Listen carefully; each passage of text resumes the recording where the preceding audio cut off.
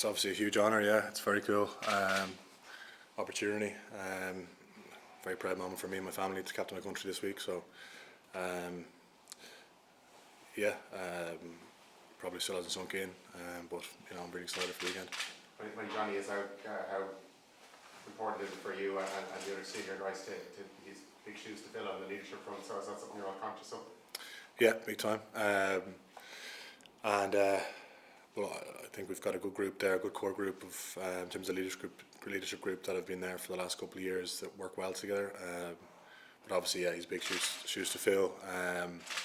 He'll be travelling over with us on the weekend, so it'll be great to have him around. Yeah, absolutely. But I'll be able to lean on guys like Gary and Hendy, Peter Mahoney as well. So hopefully we'll be able to work well together. Just a question on Italy. They've been so good, really, so far, dangerous. What are you expecting from them this weekend? They're at home, so I think they'll play with plenty of emotion. I think they're obviously very much improved team, particularly their attack probably. They seem to be playing with like a lot of ambition. You saw them even against England playing, deep inside their own 22 metre. So they want to play. They've got some, genuinely world-class players there. Obviously Capuzzo sticks out. Garbisi could be back playing at 10. He obviously makes a big difference as well. So, very dangerous side with ball in hand, but also strong up front as well. Good set piece. You saw they drove the English pack back a few times at scrum time, which is no easy task. So, I think it'll be a big challenge for us this week. James, how would you describe the sort of captain you were? I don't really know. Maybe you'd have to ask some of the other guys, but I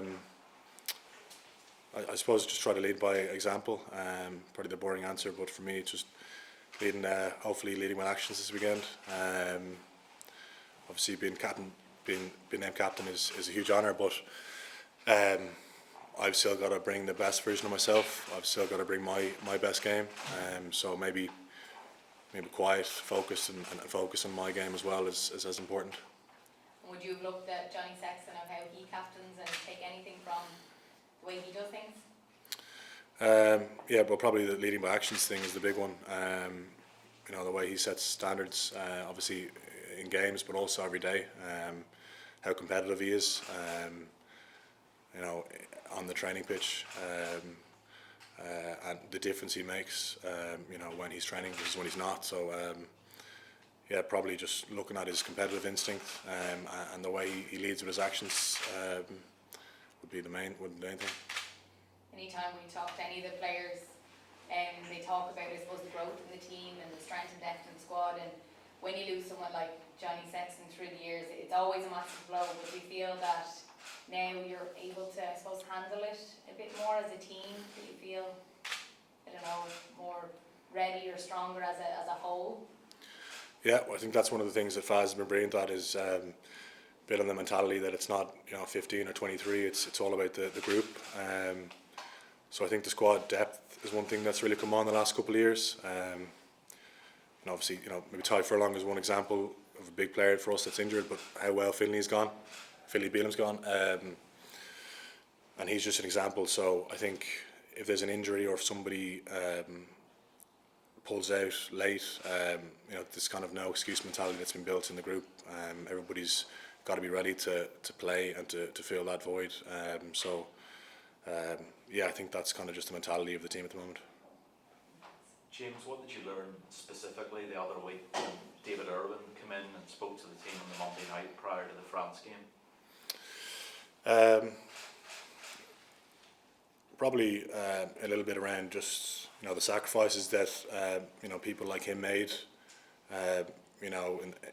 during the Troubles, during those eras of kind of sectarian violence in the 70s and 80s, and the sacrifices that the men like him made to put on the green jersey. So it was pretty special hearing it from him and how much it meant to him. So it was a great opportunity for us to listen as a group. Did you know much about David's past, or was that new to you at the time? No, I knew a little bit about it just because I'd read about it, but it was still fascinating to hear him talk about it. James, James, just what does it do for your confidence when you do get asked to captain this side? Yeah, it fills you with a bit of confidence, right? Yeah. But as I said, there's still an onus on me to bring my best game this weekend. But yeah, a huge honour. So obviously, a bit of a confidence boost off the back of it as well. What do you feel you can take from your previous stints as captain?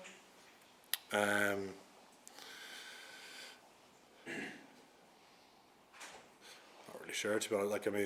Just making sure that you instill that belief in the group early in the week, that we can go over and do a proper job, and get a result that we're looking for. So making sure that the squad believe, the team believe, and are nice and confident going into the weekend. James, since the France game, obviously winning that game has put you in a very good position in the tournament. Is there much talk about the title and the Grand Slam within the camp? No, not really, to be honest. No, we didn't talk about any Grand Slams even before the competition started. Look, it's the same. I know it's a boring answer, but it's the same this week. We're just focused on Italy. We've had 2 weeks now since the French game to perform, to get right for this game. So the expectation for us is that this has to be our best performance so far. We're round 3 now, and as I said, with 2 weeks since the French game, we've had a lot of time to prepare it together. So for us, it's just getting the performance right for us this weekend. James, how much will you lean on Johnny this week? You mentioned he's travelling with the team. Will you be kind of having a quiet word with him here and there, getting advice on things? Yeah, I will. I already spoke to him earlier in the week, and got his voice on a couple of things. But yeah, it's great that he's travelling and to have him over there. Yeah,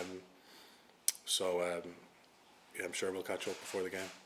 Did you learn anything from your previous experience in captain in Ireland? You seem to keep mentioning that it's important to play your own game. Right? Was it kind of something that kind of took over you a little bit, that experience in captain in Ireland, and lost your focus a little bit on your own game? I don't think so, because the first time I captained Ireland against England, the first thing that Faz told me was to focus on myself, not to let this be a weight on my shoulders, to delegate if I needed, but to very much focus on my own game. So I don't know if it's that, but I think I haven't done it in a while now, so for me it's just reinforcing that understanding this week that just like everybody else, I've got to get my stuff right. James, is there much difference between this camp and the atmosphere in it than there was 5 years ago when you were in the middle of a winning campaign? Is there a difference in confidence? Is it a different type of confidence, or what do you feel is different about the squad? One thing I mentioned earlier is maybe the depth has come on. Positionally, I think it's a stronger probably squad altogether. In terms of other differences, no, there's a lot of similarities as well. Both teams I think we're unbelievably good on detail and understanding, game understanding, and as well as that, in 2018 and the moment, it's 2 groups that are definitely quite close and tight knit, on and off the pitch. But maybe the main difference will be the squad depth. I think is stronger now, and as I said, when we've got injuries and stuff, you've got guys that are ready to play and to play well.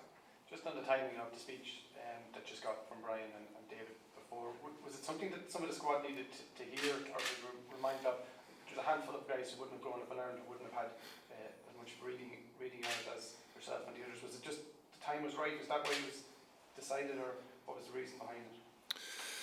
It was probably thinking about coming in, about having that kind of conversation for a while. But yeah, it was great because it gave guys like Mac and even Bundy, Rob Herring and some of the other guys that maybe grew up elsewhere, like an understanding of the jersey, the journey that it's been on, and the strength of it. But even the guys that maybe are Irish as well, gave them a deeper understanding of it too. So it was good for everybody. Matt was just saying how powerful it was when yourself and Keith Ellis spoke to the group that night. What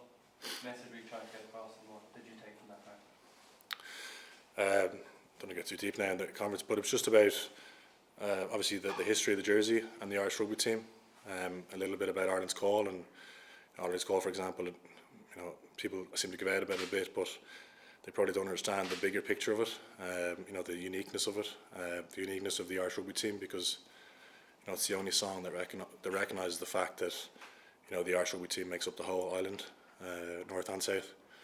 And then it's just understanding how kind of sport binds people together, and how the last almost 150 years, the Irish rugby team is one of the only things that has persisted, in unity and solidarity on this island. So understanding the strength of it, the sacrifices that people made to wear the green jersey, and the privilege as well to wear it.